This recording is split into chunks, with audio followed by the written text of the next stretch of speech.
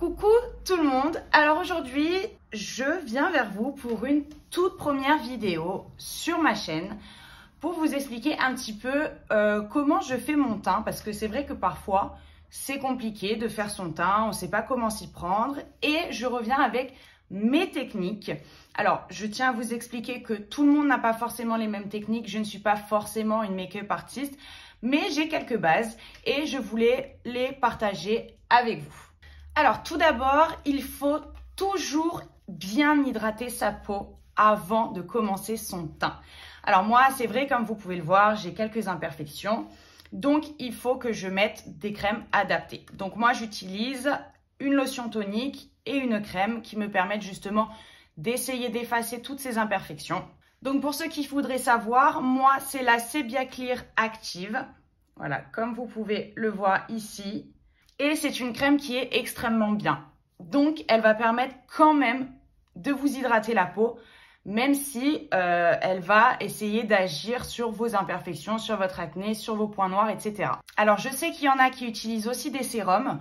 Moi, pour ma part, je n'en mets pas. Mais en revanche, après, je vais mettre une bonne base de teint. Donc, moi, pour ma part, c'est la Laura Mercier. Je ne sais pas si vous voyez bien là. Voilà, c'est la base Laura Mercier Pure Canvas Primer.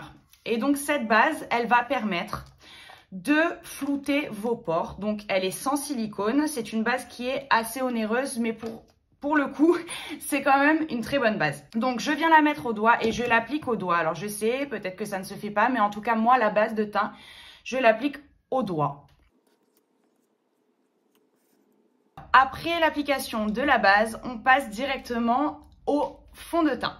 Alors moi, j'utilise un fond de teint Huda Beauty parce que je le trouve extrêmement couvrant, je l'adore. Et je ne supporte pas qu'on puisse voir la moindre imperfection sur mon visage. Avec ça, je le mélange avec un fond de teint Shogun pour avoir vraiment la vraie carnation de ma peau, pour avoir la même couleur que ma peau, puisque c'est très très rare de trouver un fond de teint qui va s'adapter parfaitement à la couleur de votre peau, sachant qu'il est un petit peu trop clair pour moi. Je mélange sur la paume de ma main la petite mixture. Et une fois que c'est bien mélangé, je vais l'appliquer directement sur mon teint à l'aide d'un Beauty Blender. Donc les Beauty Blender, il ne faut pas penser qu'il n'y a que la marque Beauty Blender qui fait des bons Beauty Blender. Il y en a plein. Regardez, ceux-là, c'est des Beauty Blender de Shane. J'ai aussi des Beauty Blender de cette marque-là, mais en l'occurrence, ils sont extrêmement bien, je ne critique pas. Mais si on a des petits moyens, parce que les Beauty Blender, il me semble que c'est aux alentours de 30 €.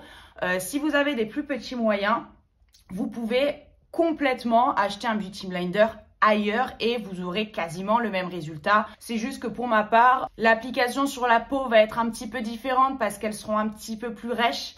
Mais au-delà de ça, voilà, ça fera très bien l'affaire. Petit axe, on n'oublie jamais d'étaler un petit peu dans le cou, voire même sur le côté des oreilles pour éviter d'avoir cet effet marque dans le cou qui est vraiment, on va se le dire, pas très très joli.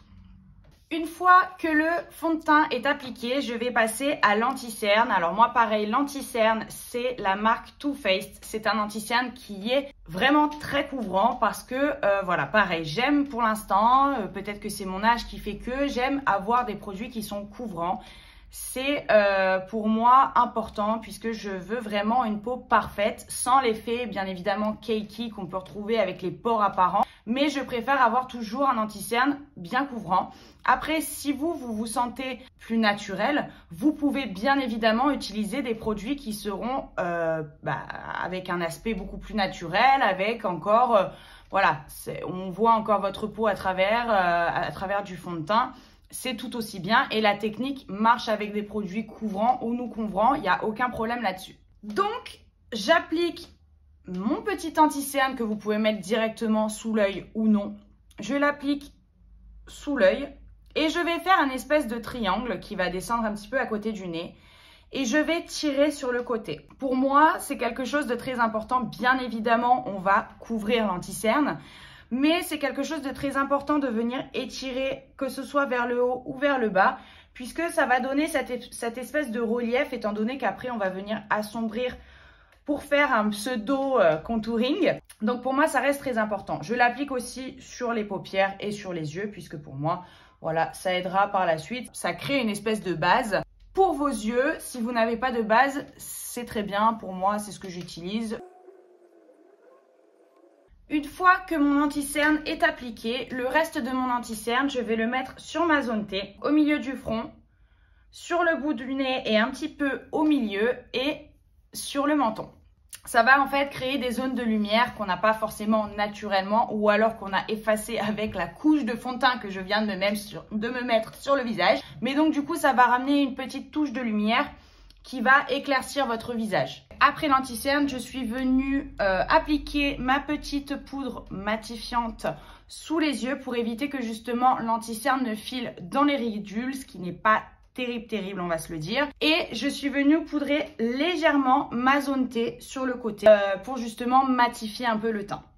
Après le matifiage, on passe directement au bronzer. Alors le bronzer, c'est très simple.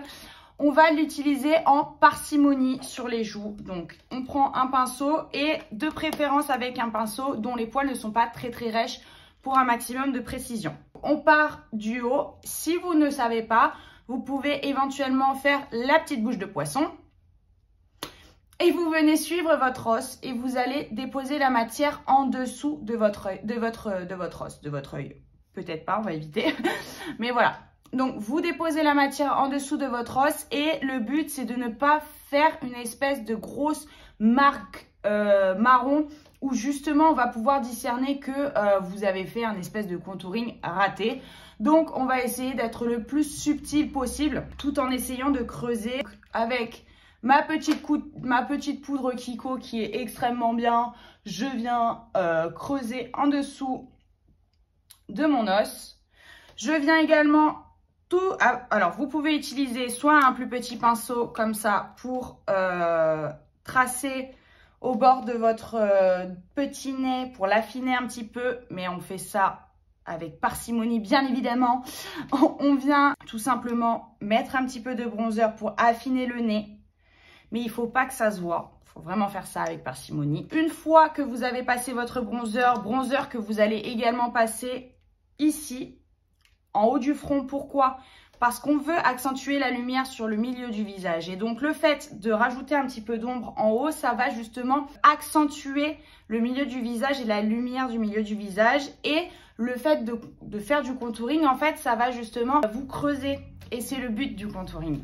Donc, c'est un contouring léger que je fais, bien évidemment. On n'est pas sur un visage de film, d'accord? Ou d'actrice. Mais dans tous les cas, voilà. C'est ce qu'on va essayer de faire.